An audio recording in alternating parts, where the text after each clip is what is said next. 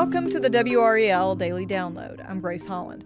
A suspended UNC football coach is reinstated ahead of UNC's game against Virginia. It's one of several headlines out of Tuesday's press conference with head coach Bill Belichick. WRAL's Ryan Murphy is here to talk through where the Tar Heels stand after what's been a dramatic few weeks for the team. Okay, so how did Coach Belichick seem during that press conference on Tuesday? Well, it was a lot different than last week's press conference. Remember, last week he held a press conference after some WRAL exclusive reporting about programs or problems in the program, parents and players kind of blaming Belichick's culture, a divided locker room. So this week was a lot more relaxed. There was no Chancellor Lee Roberts was not there. Athletic Director Bubba Cunningham was not there.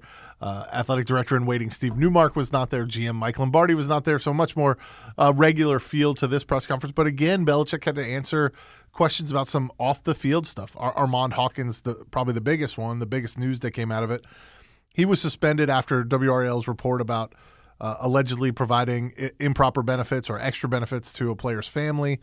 He was suspended. He missed the Cal game, but he is back on the staff for the game against Virginia. Yeah, and what do we know about that investigation against him? Was there found to be any truth to those allegations? You know, UNC released their original release when he was suspended on October 9th said he was being suspended for violation of NCAA rules, and that further that they were investigating other conduct detrimental to the team and the university.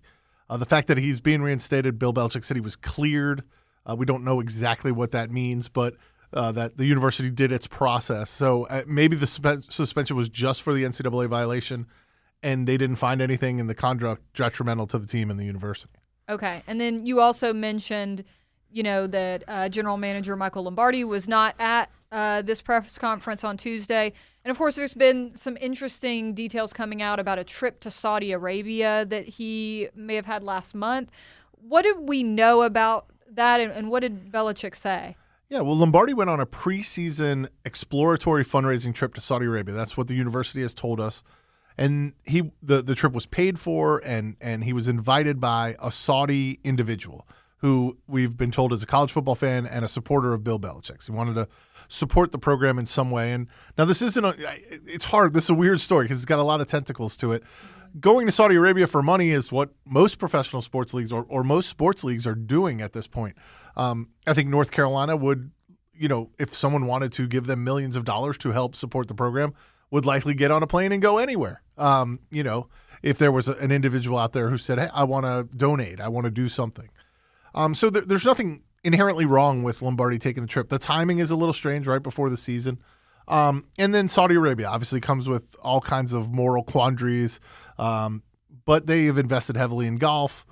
They've invested heavily in soccer. The World Cup is going to be there. So in many ways, their investment in sports is paying off.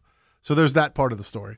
What Belichick said is that he knows the individual, has a relationship with him, did not identify who it was. And he was aware of this meeting, and then he deferred everything else to the university statement. And the university statement is basically, yes, Mike Lombardi went on this trip.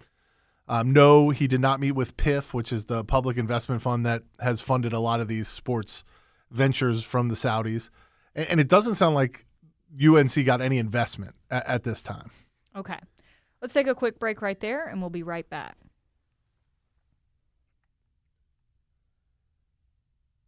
Okay, so Brian, before the break, you were kind of walking us through some of the other pieces that have been going on in the UNC sphere, this investigation into Armand Hawkins. Now he's reinstated, the trip that General Manager Michael Lombardi took to Saudi Arabia. The other kind of little random thing that's been in the ether is that documentary with Hulu. So what do we know about where that stands? Right. Well, the documentary is no longer in development at Hulu. But UNC signed a contract with Ever Wonder Studios. They're the production company. They're the ones who've been shooting all of this. That's been paused, and I first noticed it during the October 4th game against Clemson. After that game, which is one of the bigger games on UNC's schedule, all the camera people that have been around the program were not there. That's when we started asking some questions. The university and Bill Belichick have both told us that the production's been paused. Not terminated, but paused and may be reconfigured in some manner. I also got the contract that Ever Wonder and the university signed UNC was to be paid $250,000 for use of its facilities to shoot all this stuff. That was prorated, so they'll get some portion of it, but not all of it. The shooting was supposed to last through October 31st, and obviously it has been paused at this point.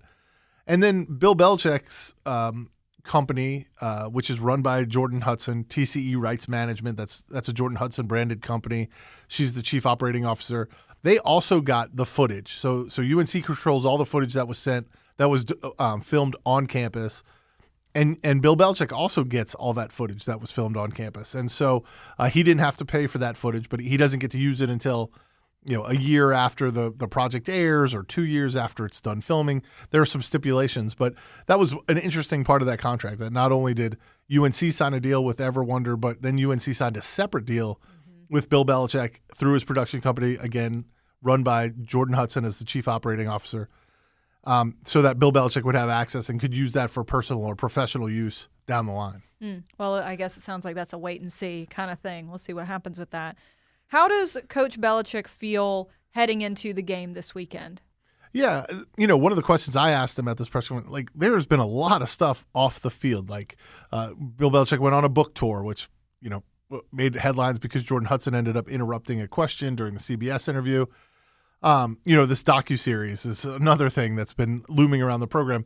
There was a report by Pablo Torre that he had considered continuing his podcast, the Coach with Bill Belichick podcast, in Chapel Hill, that he'd even rented space and bought equipment to continue this podcast.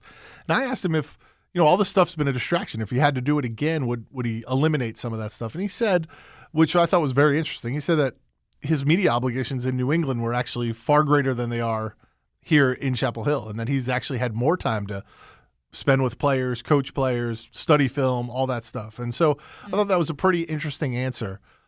As far as on the field, and that often gets lost when we're talking about UNC right now, they played a much better game against Cal than they have played against other Power 4 competitions so far this year, and now they have number 16 Virginia coming into UNC. It's another game I think UNC should be competitive with all the games left on their schedule. They're all ACC teams. They're not the upper echelon of ACC teams, and they're not the upper echelon of ACC teams. So these are games that I think UNC should be competitive in, even Virginia, which is having a really good season, but lost earlier in this year to NC State. So I think he's feeling good, but on the other hand, it doesn't seem like Bill Belichick believes in momentum and carryover from one week to the next. He said every week is different. We've got to refill our tank and then empty it on Saturday. And so even though they played a better game against Cal, I don't think Bill Belichick sees that a lot of carryover to this game against Virginia. Okay. But with that mindset, I mean, how does that set them up for the rest of the season as you're talking about it, and even beyond that as we start thinking about next season? Yeah, I mean, I think Carolina, writ large, would like to see a few more wins before this season ends. Carolina needs to go 4-2 over the last 6 games to get bowl eligible. Bowl eligibility is something Mac Brown accomplished in all of his seasons back in his second tenure at UNC, and I think that would be, the bare minimum of success for Bill Belichick's first team. I mean, they would not be favored to go to a bowl game at this point, but the games remaining on their schedule, and you've got Virginia, Syracuse, Stanford, Wake Forest, and then 2 big ones to end the season, Duke and NC State. Can they find 4 wins in there? They're going to need a better offensive performance. Their offense just simply has not scored enough points. And when you look at the game against Cal, they were done in by 2 costly fumbles, one right at the beginning of the game, the first offensive play, and one on their final offensive play as they were going in to score the game-winning touchdown, or what would have been apparently a game-winning touchdown. He fumbled right at the goal line. This is a team that their margin for error is so slim, they cannot afford mistakes like that. All right. Well, it's been interesting to watch, and it sounds like it's going to continue to be. Thank you so much, Brian. And thank you for listening to the WRAL Daily Download and for making us part of your morning routine. Another great way to get WRAL news is the Morning Briefing newsletter. That's a daily email with Triangle news, events, and headlines to help you get ready for the day. You can sign up at WRAL.com/newsletter.